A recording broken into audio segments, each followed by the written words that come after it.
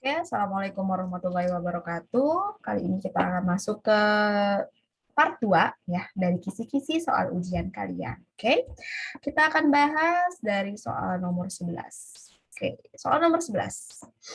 Di antara bagian tubuh faga, bagian tubuh yang sangat penting yang berperan pada proses infeksi faga pada bakteri adalah, nah, kamu harus tahu nih bagian-bagian tubuh dari virus secara umum. Nah, khusus untuk faga, bagian mana sih yang akan berperan pada proses infeksi? Nah, ini kamu cari di materi ada, ya. Kemudian nomor 12. Terdapat banyak jenis faga yang bermanfaat bagi manusia.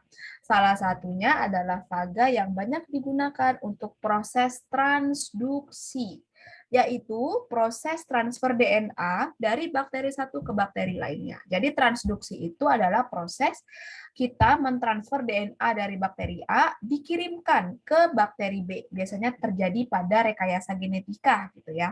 Nah, di antara banyak faga mana sih yang spesifik berperan untuk melakukan hal tersebut? Ini ada di materi. Silahkan dicari ya. Soal nomor 13. Berikut merupakan faktor fisik dan kimia yang dapat mempengaruhi keadaan virus kecuali. Nah, ini kamu harus tahu faktor-faktor apa saja yang dapat mempengaruhi hidup si virus. Apakah suhu, pH, radiasi, kepekaan terhadap ether, dan stabilitas terhadap metil. Coba kamu lihat, di sini materinya juga sudah lengkap, ada jawabannya. Kemudian nomor 14, pemanasan pada suhu 56 hingga 60 derajat selama 30 menit merupakan salah satu faktor fisik yang dapat menginaktivasi virus. Ingat, menginaktivasi itu adalah membuat virus tidak lagi bisa menginfeksi.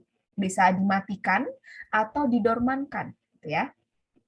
Suhu tersebut menginaktivasi dengan cara. Nah, kamu harus ingat prinsip dari suhu. Sebenarnya ini kamu bisa pakai logika. Suhu, dia sangat berperan pada apa? Biasanya pada denaturasi. Nah, denaturasi apa kalau suhu? Kamu cari di materi kamu. Ya. Kemudian nomor 15. Terdapat vaksin yang menggunakan seluruh tubuh virus hidup yang sudah dilemahkan.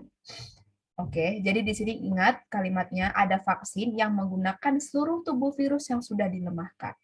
Untuk menjaga stabilitas virus di dalam vaksin tersebut, maka virus umumnya akan distabilkan dengan menggunakan garam-garam. Salah satu contohnya adalah apa? Nah, jadi ada kan namanya itu virus vaksin hidup. Jadi yang disuntikan ke badan kita adalah vaksin hidup, virus hidup yang sudah dilemahkan. Tapi untuk membuat dia tetap hidup, maka dia harus disimpan dalam garam-garam tertentu. Salah satunya adalah MgSO4. Nah, MgSO4 ini bisa digunakan untuk menstabilkan virus. Nah, virus apa? Nah, silahkan dicari. Oke. Kemudian soal nomor 16. Radiasi merupakan salah satu metode yang dapat merusak virus dengan cara seperti apa? Ingat radiasi. Radiasi itu berasal dari matahari, UVB, UVA bisa, tapi kalau pada kasus ini biasanya kita menggunakan sinar UV yang udah disetting sedemikian rupa. Dan target yang dia rusak apa? Nah, ini harus paham nih. Apakah protein, apakah asam nukleat, dan sebagainya. Oke, silakan dicek. Nomor 17,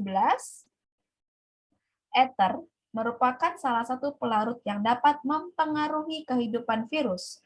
Karena sifatnya yang dapat merusak apa? Ether, ingat. Ether ini bisa merusak apa kalau pada virus? Ya, jadi dicek lagi bukunya, ada jawabannya.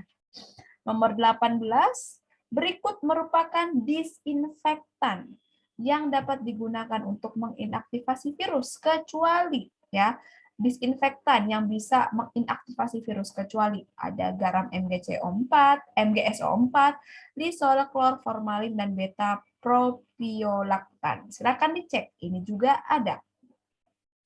19. Ketika terjadi infeksi oleh virus, maka tubuh manusia akan mengantisipasinya dengan menggunakan sistem pertahanan. Salah satunya adalah innate immune system. Ingat, innate immune system. sistem pertahanan tubuh paling pertama, ya, yang bersifat general. Oke. Berikut merupakan jenis innate imun sistem melawan virus, kecuali ingat, innate imun sistem itu bersifat general, pertahanan paling awal, dan dia jenisnya banyak.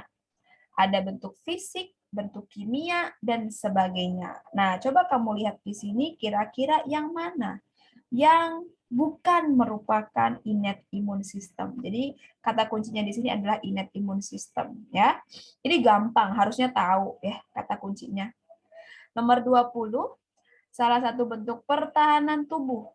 Pertahanan kimia tubuh dalam menghadapi virus adalah dengan menghasilkan protein fase akut, seperti protein C reaktif protein atau CRP.